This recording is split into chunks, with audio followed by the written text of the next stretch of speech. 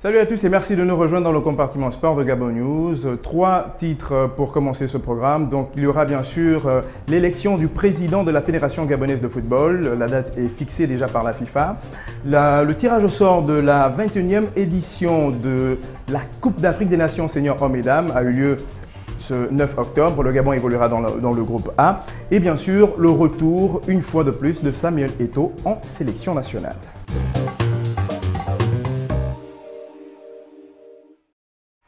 Après l'invalidation de l'élection à la tête de la Fédération gabonaise de Jean de Dieu Moukani et bien sûr la nomination d'un comité de normalisation en avril dernier, la date est donnée par la FIFA. C'est ce 10 octobre 2013 que la date a donc été donnée. Il s'agit bien sûr du 31 décembre. Donc le prochain président de la Fédération gabonaise de football sera connu le 31 décembre 2013. Une information qui permet ici à tout un chacun de pouvoir affûter ses armes déjà pour ceux-là qui veulent devenir président de cette fédération, car ils sont nombreux, nous le savons, mais également de calmer les détracteurs du président du comité de normalisation qui le reprochait à tort de retarder les échéances pour avoir pris goût au pouvoir. Donc cette date va fixer désormais le cap pour tous ceux-là qui aimeraient être à la tête de cette fédération, tout en espérant bien sûr que cela se déroulera dans un fair play total, car il s'agit du sport bien entendu, mais aussi que la transparence régnera. Nous faisons confiance aux membres de la FIFA qui, je suis sûr, veilleront à ce que le président de cette fédération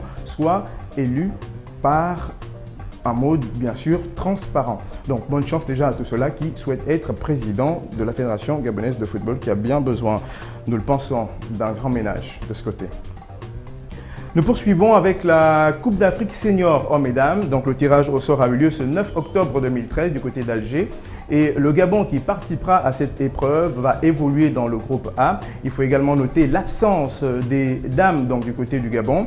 On note également, donc, je le disais, l'absence des dames du côté du Gabon. On ne sait pas pourquoi la version féminine des Panthères n'a pas participé à cette compétition. Je m'en vais rapidement vous donner donc on va dire le contenu des différents groupes dans les différentes sections. Donc chez les hommes, dans le groupe A, on a la Tunisie, l'Égypte, le Sénégal, le Cameroun, le Gabon et la Libye. Dans le groupe B, on a l'Algérie, le Maroc, l'Angola, le Congo, la République démocratique du Congo et le Nigeria chez les dames. Donc dans le groupe A, on a l'Algérie, la République démocratique du Congo, le Cameroun, le Sénégal. Le groupe B, un peu plus restreint, avec l'Angola, la Tunisie, le Congo et la Guinée. Dommage que le Gabon ne soit pas compté parmi les dames. On ne sait jamais, les femmes peut-être auraient remporté cette compétition, pourquoi pas. Nous passons à la page internationale, mais nous restons en Afrique.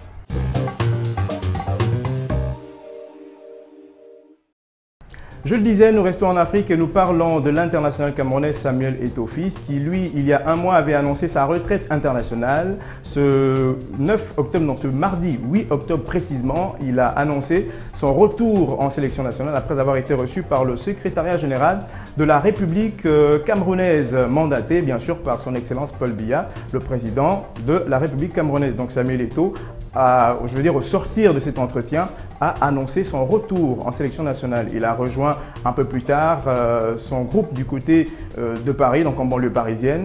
Et ce week-end, sont allés du côté de Tunisie pour le match aller Cameroun-Tunisie qui s'est, on va dire, soldé sur un score de parité, 0 but partout. Le match retour, ce sera du côté du Cameroun. On espère bien sûr que cette grande nation du football sera qualifiée pour le Mondial 2014, car jusqu'à présent, aucune équipe africaine n'est qualifiée pour ce mondial. Donc, bonne chance à Samuel Eto'o qui, une fois de plus, est revenu en équipe nationale. Il faut le dire, il avait déjà annoncé plusieurs fois son départ. Il est allé et revenu. Ceci a même fait un tout petit bruit autour de lui du côté du Cameroun, mais aussi dans le monde, car certains disent que c'est un énième comeback de celui qu'on appelle Papa Eto'o du côté du Cameroun. Mais bon, qu'est-ce que vous voulez? Il reste jusqu'à présent le patron de la sélection camerounaise et on espère bien sûr qu'il va peser de tout son poids en tant qu'international camerounais pour emmener cette équipe au Mondial 2014 au Brésil. On parle de retour, mais également du côté du Ghana. Voilà. 2 joueurs également ont fait leur comeback en sélection. Il s'agit de Souley Muntari qui lui évolue au Milan AC en Italie et bien sûr de Jordan Ayew également qui lui évolue du côté de Marseille. Donc les deux effectuent leur retour en sélection pour le match aller comptant pour le troisième et dernier tour des qualifications de zone Afrique pour le Mondial 2014. Ce sera contre l'Égypte le 15 octobre prochain.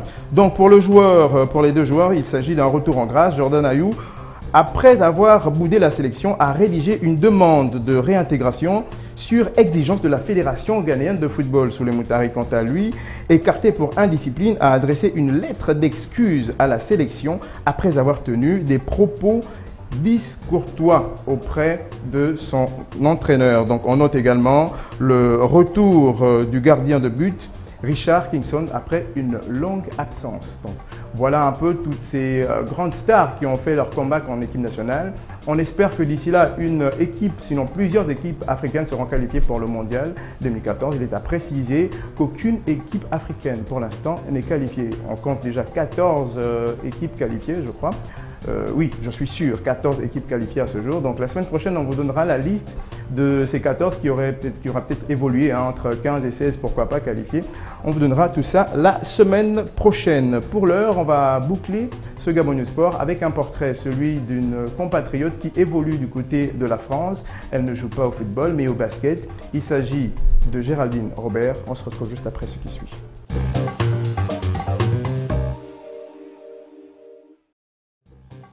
Géraldine Robert, née le 26 juin 1980 à Port-Gentil, au Gabon, est une joueuse française de basketball. Vers l'âge de 18 ans, en 1998, Géraldine Robert quitte le Gabon pour la France afin de poursuivre ses études et éventuellement d'utiliser ses qualités athlétiques dans le sport. Elle signe donc avec l'une des meilleures équipes du championnat semi-professionnel anglais, English Basketball League. Elle termine la saison en tant que MVP du championnat avec 27 points de moyenne par match. En 2009, elle rejoint le club italien Pallacanestro, voilà, j'y arrive, pour sa première saison. Elle termine en demi-finale du championnat sur une défaite, 3 victoires et une face à Familia Chio. À titre individuel, elle termine à la seconde place du classement avec 16 points marqués, à la 3e place du classement des rebonds avec 8 prises. Elle est élue dans le premier 5 de la compétition et MVP. À l'issue de cette saison, elle signe avec le club italien qui, bien sûr, verra l'expansion de cette compatriote. Donc en 2011-2012, elle dispute l'Euroleague avec, on va dire pendant cette compétition, 10 points marqués, 5 rebonds et une passe décisive en moyenne en Euroleague avec le club polonais. En été 2012, elle signe avec Montpellier pour suppléer la blessure de l'américaine Kristen Mann et elle est bien sûr celle-là même qui va reprendre le flambeau de cette équipe. Donc l'Euro 2013 sera pour elle un moyen de révélation pour cette compatriote. Elle a même été élue meilleure joueuse de la Fédération française de basketball, donc pour la saison 2012-2013. Il faut dire que même si elle n'a pas été alignée pour participer justement à l'évolution de cette équipe de France de basketball. Donc Géraldine Robert, qui elle est une compatriote gabonaise qui fait dans le basketball. Elle était même ici il y a quelques mois et qui a bien sûr été un peu déçue de voir que le basketball au niveau féminin au Gabon n'évolue plus depuis quelques années. Elle a promis revenir pour essayer de booster les choses afin que le basketball féminin retrouve ses maîtres de noblesse. Nous allons boucler ce Gabon News Sport sur cette information. Vous le savez, l'information continue sur les www.gabonnews.com. On se retrouve la semaine prochaine, s'il plaît à Dieu.